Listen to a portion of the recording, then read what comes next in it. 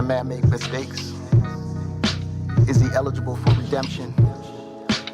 Will it really hurt your spirit to make this one exception?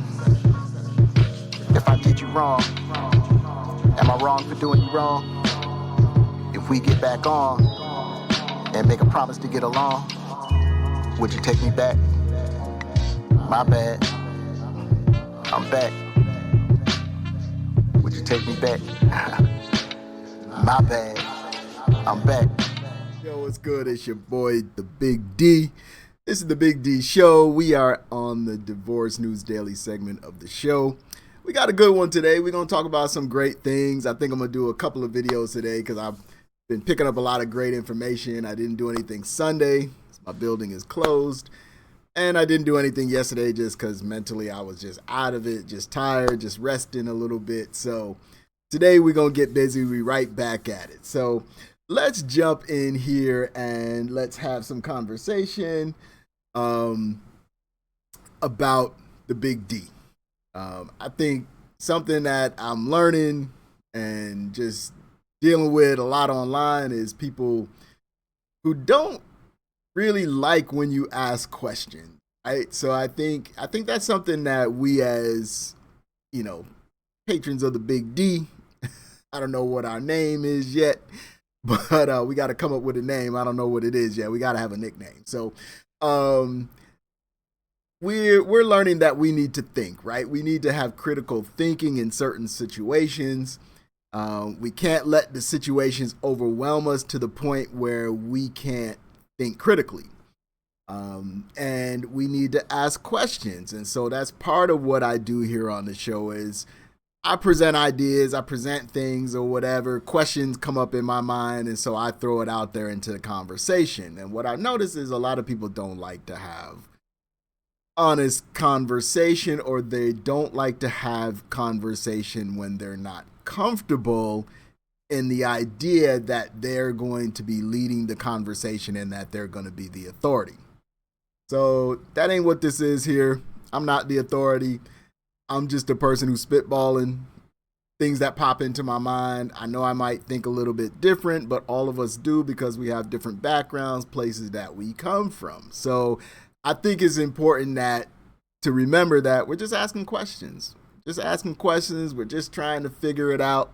And everybody can make their own decision, but at least they heard the questions asked, or they heard the other ideas that are out there, and maybe they'll say, you know what, that idea don't make sense for me, so I'm not going to go with that. I don't really agree with that, or I don't like it, or whatever. That's why we had a comments below to comment and to say what you think. I'm open to all of that, but I just have noticed that just in conversation that there are people that once they focus on one idea, or they focus on one, or they've made one particular decision, they don't realize they've made it without actually even thinking of all the angles or all the information that could probably be pertinent.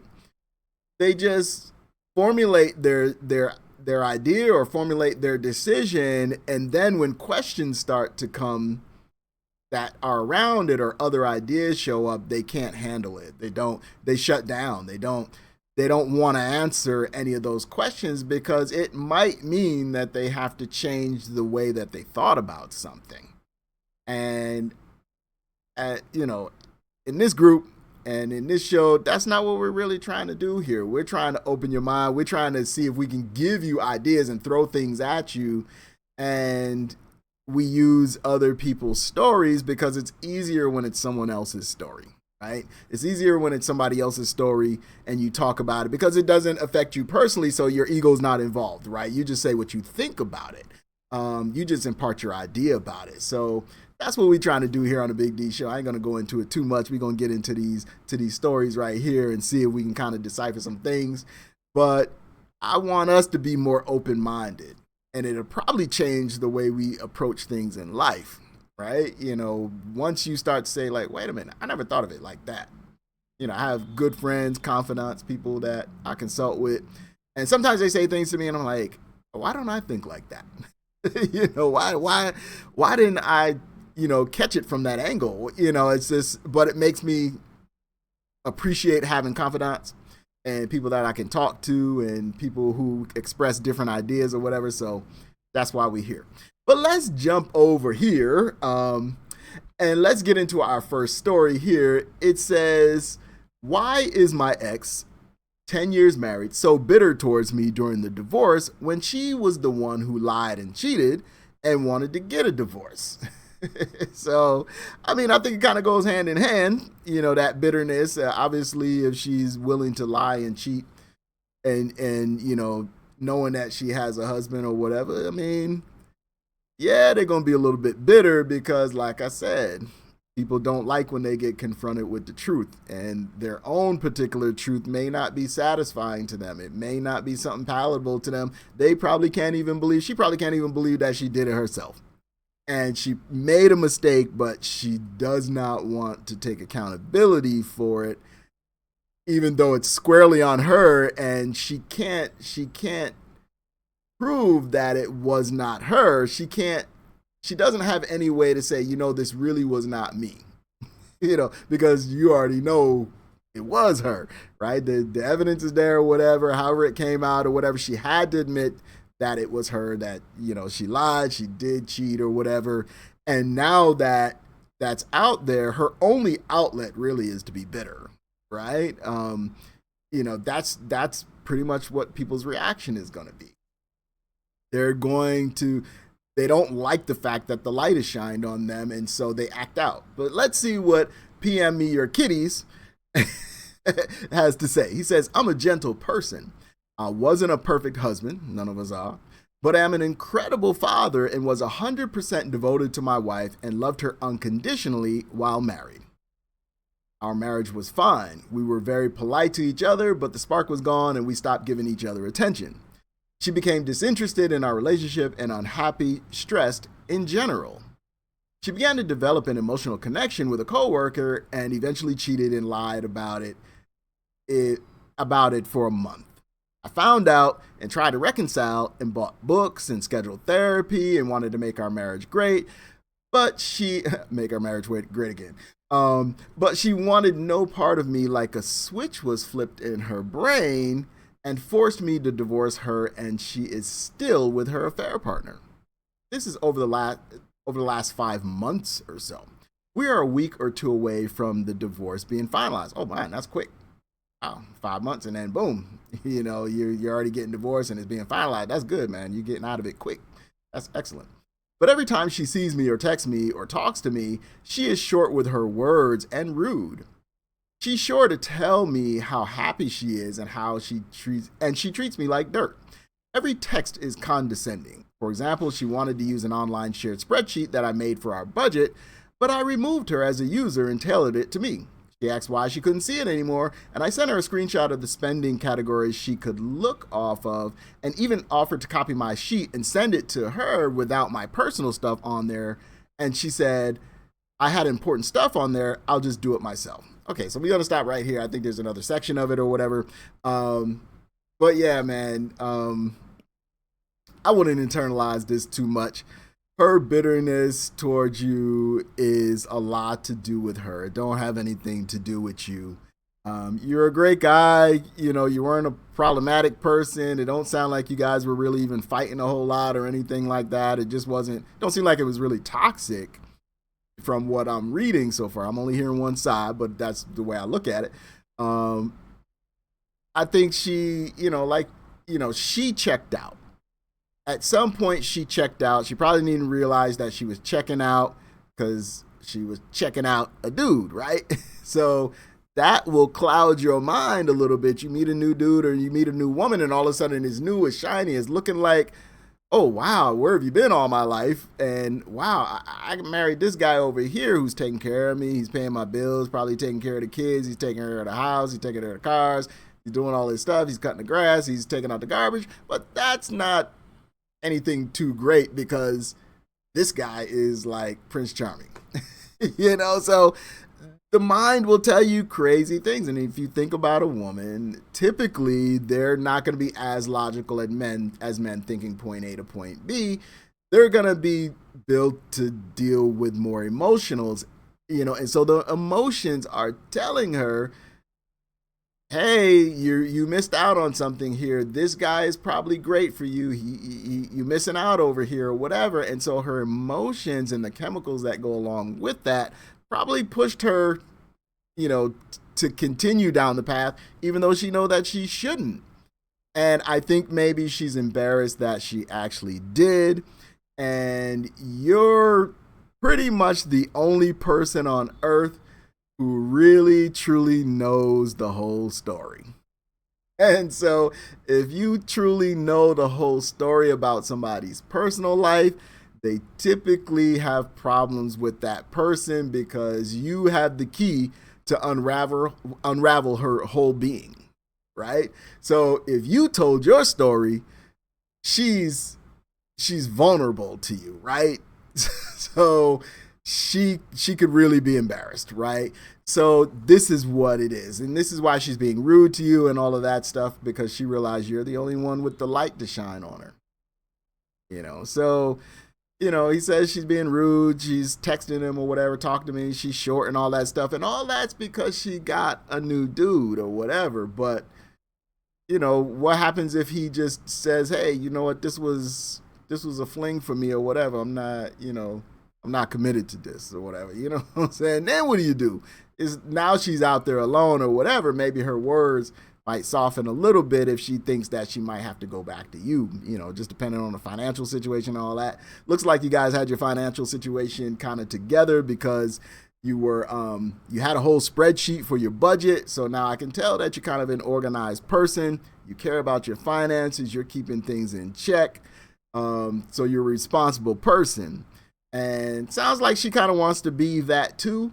So she's actually wanting the spreadsheet. Now, what I probably would have done, not that you're obligated to do it now, you know what I'm saying? Hey, if you roll the dice, sometimes the snake eyes come up. It is what it is, right? So, but I probably would recommend, like in a situation like that, if you have like financial documents and things like that are together and the information's commingled or whatever, make a copy of it, take your information off, send her that copy and be like, hey, listen, here's your information. I have mine. Here's your information if you want it. I didn't want you not to have this. And just leave it at that. Cool, it's cordial. Not that you're trying to get back with her or anything like that, but she's going to have to think that at least you were fair to her. Now, she'll have to find something else to be mad about.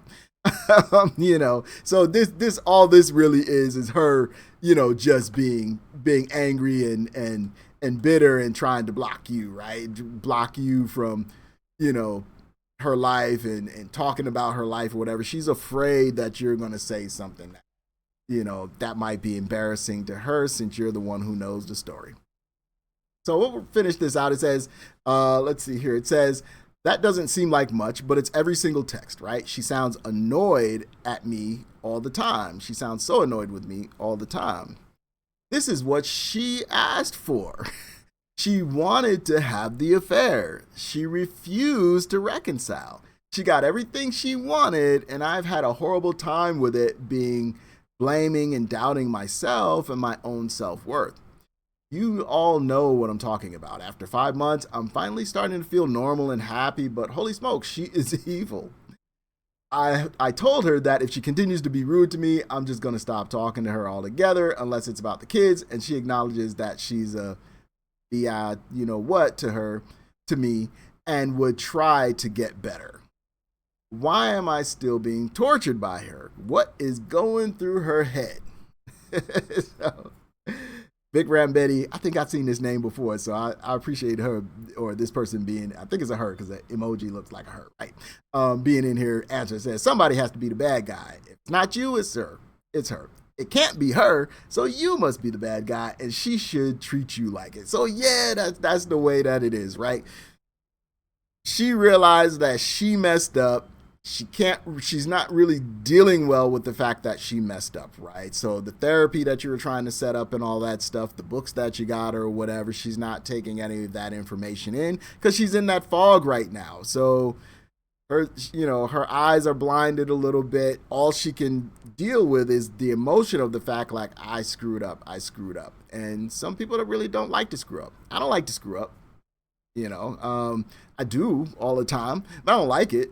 And if somebody was shining a light on it, or somebody could shine a light on it, I probably wouldn't like that either. I'm kind of the same way or whatever. I don't know that I'd be bitter and just rude to them just off the bat, because that might push them to put it out there more. But that's counterintuitive, right? So you'll think you'd be the nicest to that person that knows all your skeletons, right? So, but I don't think this person, is like that. She's just lashing out, and she's scratching and clawing because she's cornered. And now that maybe she'll calm down once the divorce is done. Maybe she'll calm down, like she says. She realizes who she is, what she's doing. She realizes this, but it doesn't seem like she's processed this well. So I wouldn't internalize it too much. I would definitely just be like, okay, it is what it is with you. I know what I'm gonna get when I holler at you, and I'm gonna be so nice to you. Be kind to the point where it's just horrible. Not that you want her to come back around, but you're just kind of like showing, like, you know what, I'm not like you, and you're gonna move on and find somebody great. I think you probably should find somebody great, because I can see where you take responsibility. Looks like you said you were dedicated to your wife. You guys had some kids or whatever. Looks like you said you're a great dad or whatever. Continue being you. You're going to find somebody that wants to be that. You know what I'm saying? You might end up with a blended family. You might end up with just, it might be a little more difficult as a man, coming in and you have kids or whatever and dating a woman. We've talked about that on some of the shows, but you're going to be all right, man. Don't worry about it. Sound to me like you're going to be all right. So we're going to jump into this next one after I take this swig of water. I'm still drinking my water. This is my New Year's resolution. I've fallen off a little bit, but I'm still going to try, and I'm going to have you guys keep me accountable. If you don't see me drinking water, not every show, but every so many shows or whatever, if you don't see a bottle of water, you ask me about that, because you guys got to keep me accountable too. Shine the light on me. I'm not going to get angry with you and bitter and all that because you asked me. I'm going to go get this bottle of water and go drink it. So let me take a swig and water the palate a little bit, and then we're going to jump into this one here. So, update. So we don't know what the first one said, but let's see what happens. So, but we know that from credit throwaway 2 says that the ex-wife opened 2 credit cards in my name in the amount of $6,000. She threatened to withhold my visitation rights with our son if I turn her in. So you're just going to rob me. You're going to rob me and then tell me, yo, there's hella pay if you tell on me. Oh, hell no. Let's see what's going on. What's the update?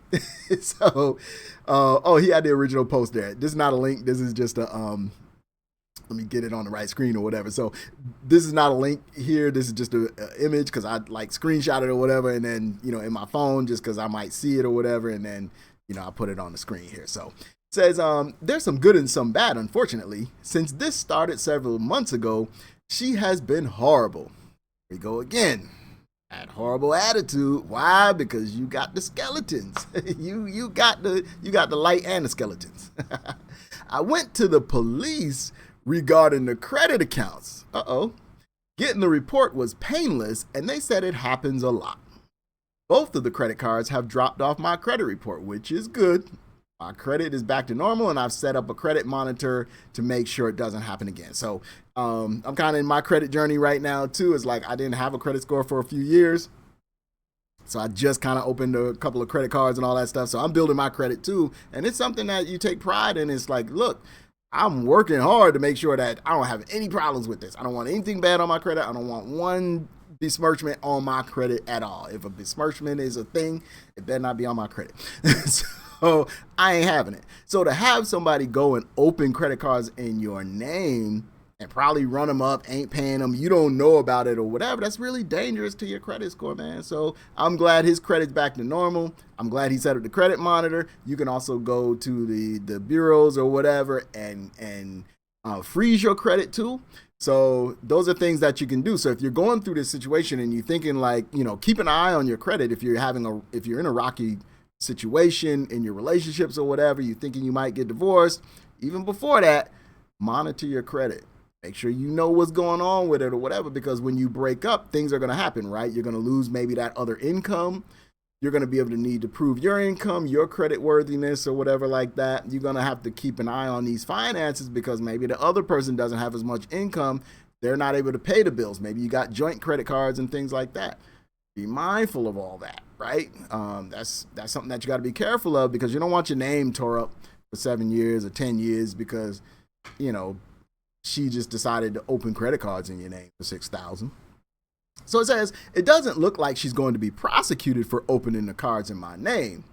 Maybe, I don't know, was she the ex-wife when she opened them or was she the wife when she opened them? Because if she was the wife, then they might have problems. So it says, I was told when I made the report, it would be up to the credit card companies to cooperate with the prosecutors if they wanted to go through with fraud charges. Apparently, they don't cooperate most of the time because they really probably could really care less. As long as they get their money, they don't care. But I can still ask the county to prosecute on behalf of myself, which I did. In November, I got a form letter saying they wouldn't be prosecuting my case. Everybody's hands off. Nobody want to help, right? So pay these people taxes and all that stuff. They don't even want to help you, man. So I asked a criminal defense lawyer I know about it, and he said the county maybe goes forward with 10% of criminal cases where people get arrested. It's nearly zero where there is no probable cause for an arrest. I mean, I would think that's probable cause. That's theft. He said his job is basically just working out deals for clearly guilty people. He also said to let it go at this point. So I've come to terms with the fact that she's not going to get criminal charges and probably not even a lawsuit. She also did exactly what she said she would do and stopped letting me see our son.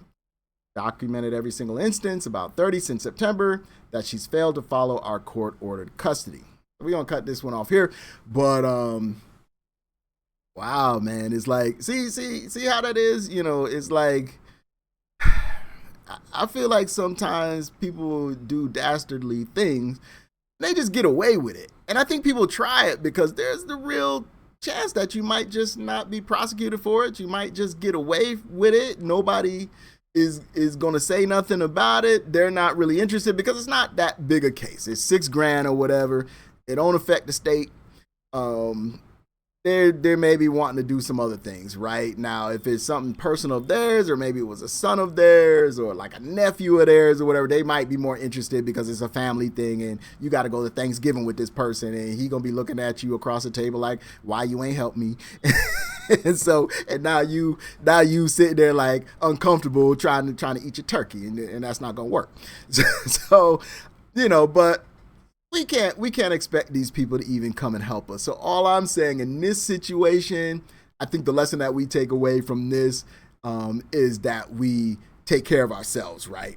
We make sure that our credit is monitored. We make sure that we take care of business with it, and that we don't let it drown us financially or put us in a bad situation. We got to protect ourselves if nobody else is going to come to the rescue, right? Don't wait for the authorities to come to the rescue.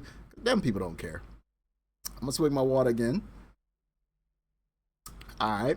So let's go new way to dig, right? We're at about 22 minutes here. So let's see if we can knock this one out. Maybe we'll keep this about 30 minutes. It says new way to dig. Says help swallowing this bitter pill. Being a child support payer. I don't think we've covered child support yet here, right? So we haven't, I know there's some child support stories out there. So y'all got to get in the comments and holler at me. Y'all just don't let me be on here by myself talking to myself. All right. So it says we have 50-50 custody. Let me get on the screen so you can see it too. We have 50-50 custody. I make $62,000. She makes $42,000. The suggested child support payment is around $850 a month. It equalizes our income so that we both make about $50,000 a year. Okay, I get that. But wait a minute though. I don't know how that math is working. I don't know if he's talking about, maybe maybe after you pay taxes and stuff, or maybe after you're paying insurance and all that, maybe. So I don't think that, because if you subtract $850 from $62,000, you don't get $50,000. And if you add it to $42,000, you don't get $50,000. So maybe I'm just, just messing with you there. New way to dig. We just having some fun today. But people say it's for things like new shoes and clothes for the kid. But that only costs at most $500 per year. Damn, because I know kids with $200 Jordan. Like, people say it's for child's health care, but at my income level, the kid qualifies for good free health care because of my veterans benefits. Okay, see, that works, right? It's better than paying out here with these corporations or whatever, paying on your job, because that's gonna cost. People say it's for extracurriculars, but we're members of the YMCA, and for membership in classes, we've always spent about $150 a month, right? So people say it's so that the lower earning spouse can have equal housing. She lives in a big rented house with another single mom, and she pays about $800 a month for rent and utilities. Oh, so they just got the single mom chalet going on over there, right? Single mom, they got the kids or whatever like that. They in the living room playing Monopoly with your child support money and stuff. So it's some bull. So maybe it's groceries. Since she left me 6 months ago, she has spent $732 total on groceries. Where do these people live? Because these figures is low. $700 in 6 months? That's $100 a month in groceries. $100 a month? $100 a month? Come on, man. Yeah, I can't. So I know these are correct expense amounts because we still share our bank accounts, and I was the primary caretaker of the kid for the last 3 years while the ex worked full time. As a homemaker, I made about $30,000 per year, but we were living good with our modest lifestyle. Okay, so I get it, right? I mean, I get the fact that you're trying, that you're paying the child support, it don't feel exactly great and all that kind of stuff.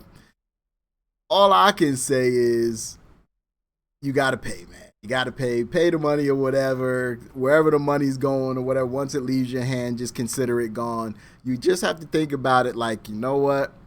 This is for my child or whatever. I'm putting it out there. If she doesn't give it to my child, that's one thing. But the state is saying I got to do this or whatever. So this is what I'm going to do. I'm going to take care of my responsibility. I want to know that I've done it. Keep your receipts and all that kind of stuff. Because if your child ever come back and be like, listen, you never was supporting us, you can show them, say, hey, this is kind of what Pops was doing for you.